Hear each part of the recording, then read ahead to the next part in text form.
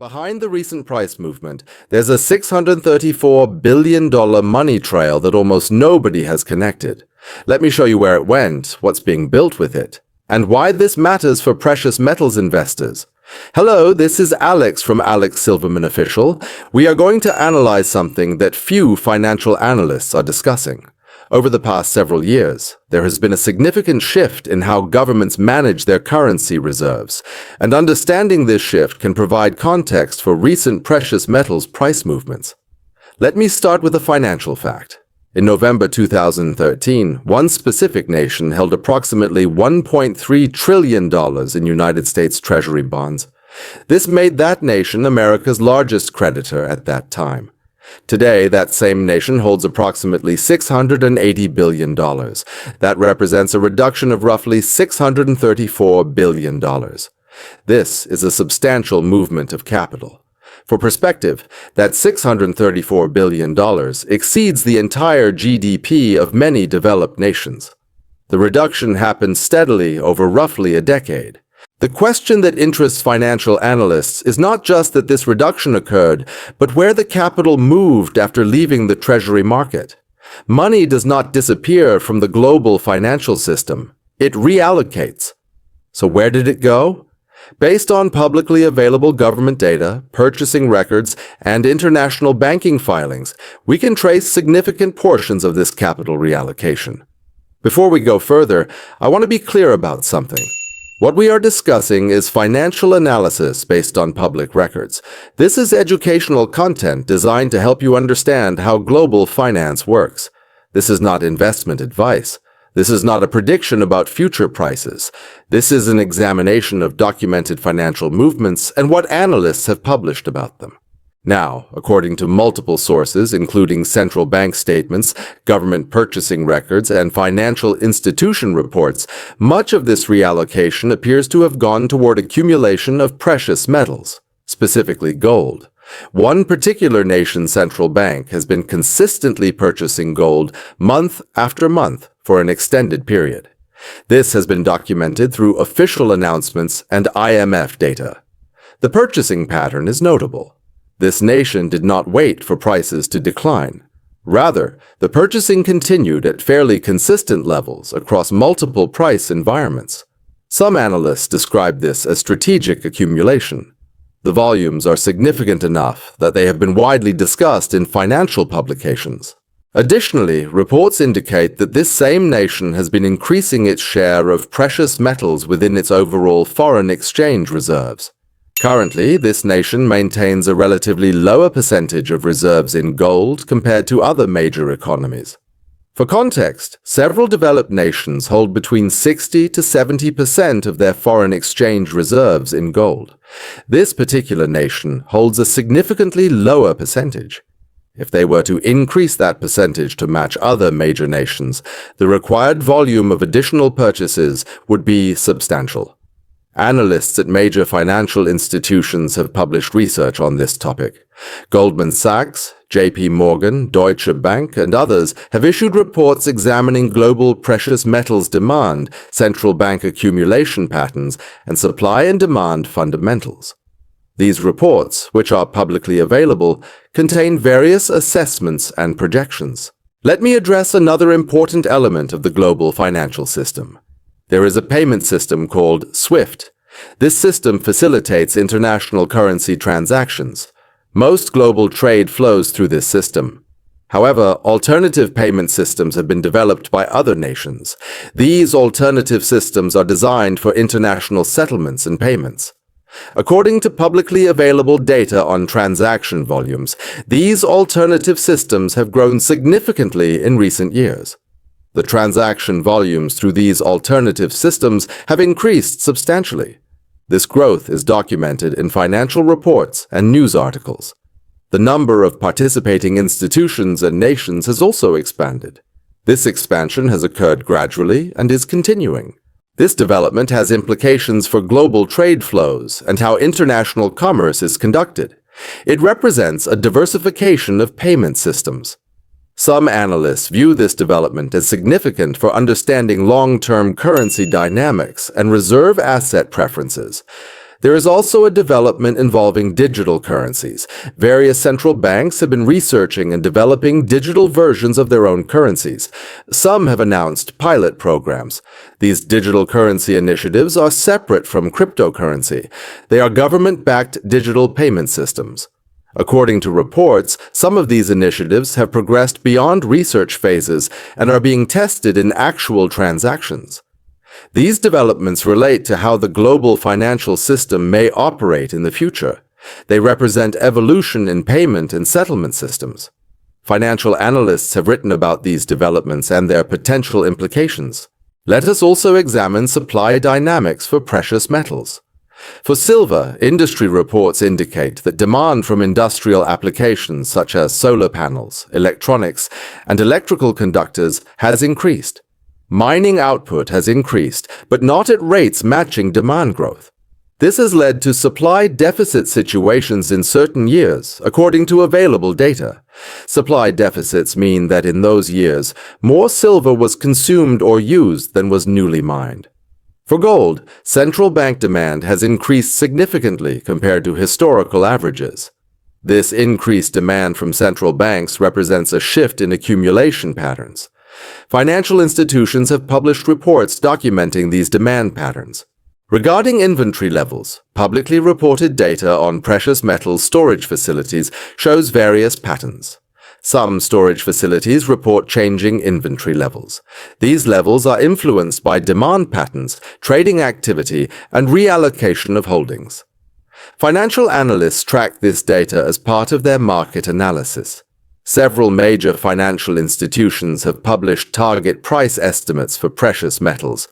JP Morgan has published a target estimate. Deutsche Bank has published estimates. Goldman Sachs has shared analysis. Citi has published assessments. These institutions publish research regularly, and their latest reports contain various viewpoints on price direction and fundamental drivers.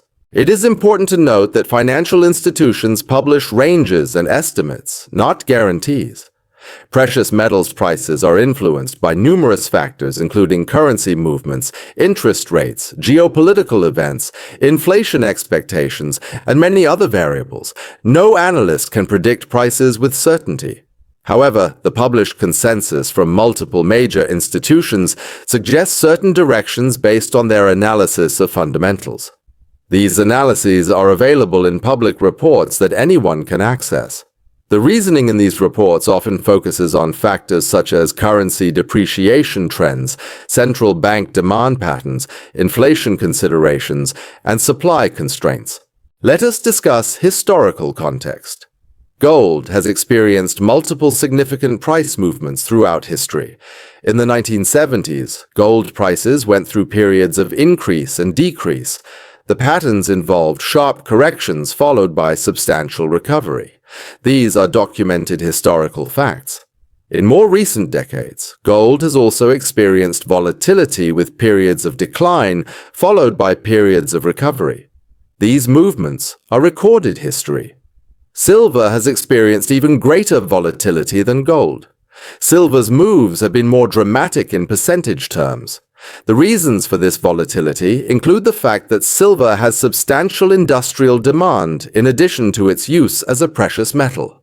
This dual demand makes silver more responsive to both industrial cycles and precious metals cycles. Now let us synthesize what we have examined. Several observations emerge from the data. First, capital has clearly reallocated from one asset class, government bonds, to another asset class, precious metals, at a significant scale. This is documented fact based on public treasury data and central bank announcements.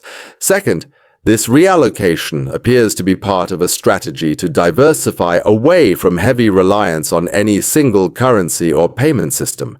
This is a logical financial strategy and is reflected in statements by government officials and financial institutions. Third, the supply and demand fundamentals for precious metals show some constraints and imbalances. Supply growth has not matched demand growth in certain cases. This creates mechanical pressure toward higher prices, all else being equal. Fourth, major financial institutions are publishing research and price targets that generally reflect more optimistic views on precious metals. This consensus, while not a guarantee, represents their analysis of fundamental drivers.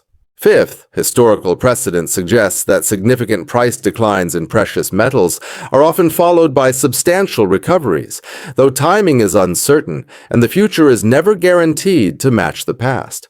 What does this mean for investors and observers? There are several reasonable interpretations. One interpretation is that precious metals remain interesting from a strategic asset perspective, based on the demand patterns and supply dynamics. Another interpretation is that recent price movements represent opportunities, though this depends on your timeline and risk tolerance. Some observers believe that the financial system is in transition toward a more multipolar structure with multiple reserve assets and payment systems, rather than being dominated by a single currency. If true, this would favor assets that governments value as strategic reserves, which traditionally include precious metals. However, we should also acknowledge uncertainties and risks. Government policies can change. Central bank behavior can shift. Economic conditions can evolve in unexpected ways. Interest rates can move in various directions. Technology developments could affect demand for certain metals. These factors create genuine uncertainty about future price movements. For anyone considering precious metals investments, the standard cautions apply. Precious metals are volatile. Prices can move significantly in short periods. They produce no income or dividends. They carry storage and insurance costs in physical form. They may underperform other asset classes during certain periods. Historical performance does not guarantee future results. That said, for investors with a longer time horizon who view precious metals as a diversification tool or strategic reserve similar to central banks, the current environment presents some interesting considerations. The demand patterns are strong. The supply constraints appear real. The strategic importance seems to be increasing.